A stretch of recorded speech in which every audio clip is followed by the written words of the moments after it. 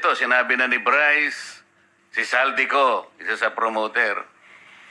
Sinabi rin ng Diskaya, lumabas din ng mga pangalan, 17 congressmen. Nabanggit din si Saldico doon at si Speaker Martin Romualdez. Di umano, sinabit nung dalawa sa kanilang sinabi.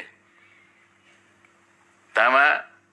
Yes, Mr. Sa Chair. isang araw, pumunta rito si Toby Chanco, si Representative Toby Chanco, isinagaw niya rin ang pangalan ng Saldico at nag-produce siya ng resibo. Napakahaba ng resibo. 2 probinsya lang, makikita mo yung pangalan ni Saldico. Halos pangalan niyang nakalagay doon na proponent 13.8 billion pesos.